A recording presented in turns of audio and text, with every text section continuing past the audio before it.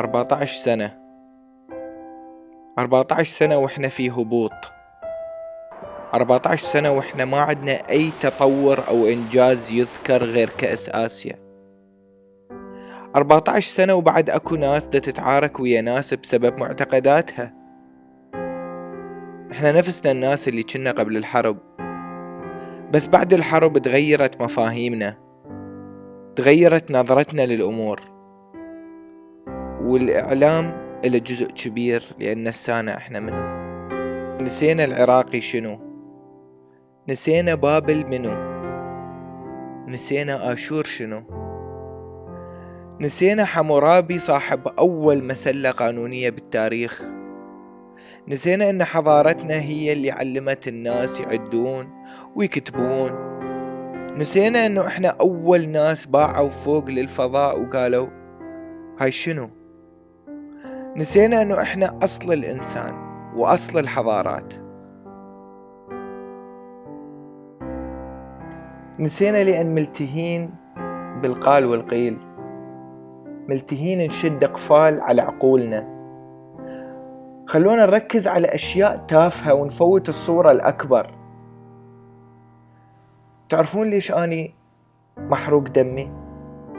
محروق دمي لأنه روسيا اليوم كرمت أول رائدة فضاء بيوم عيد ميلادها،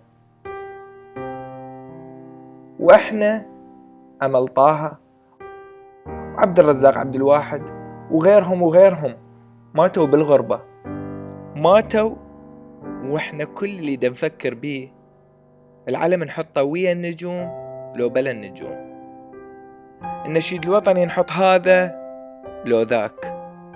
نسينا كل إنجاز صار قبل الحرب، وخلينا لكل فترة صفة، هذا شيوعي وذاك بعثي وهذا ملكي عميل بريطاني. استحي على روحك شوية، ترى العراقي أول من شال سلاحه بال48 شاله لأن صاحب غيرة، شاله لأن صاحب قومية، ما قاتل بجنين لعيون أحد، قاتل لأن صاحب نخوة. وبال80 ما قاتل لعيون رجال، قاتل لعيون العراق كله، قاتل باسم الوطن دفاعا على ترابه.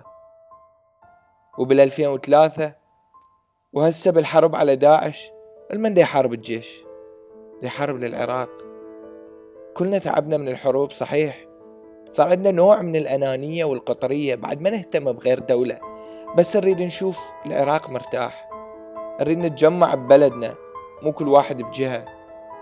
أريد أشوف الشاب العراقي مرتاح وما يكون أكبر طموح له هو أنه يطلع لجوء أو هجرة.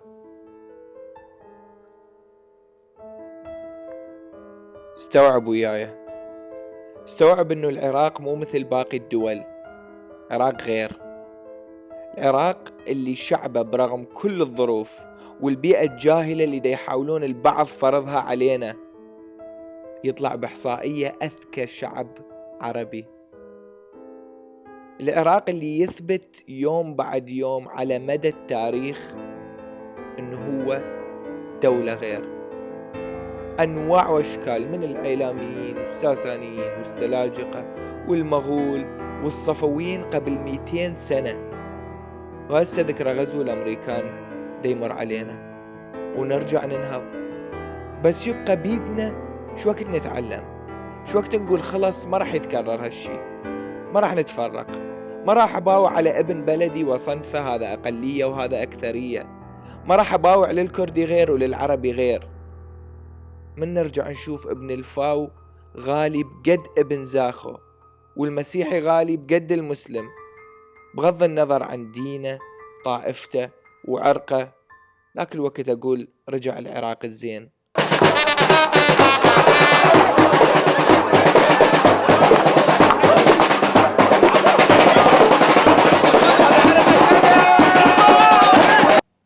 ذاك الوقت أقول رجع العراق.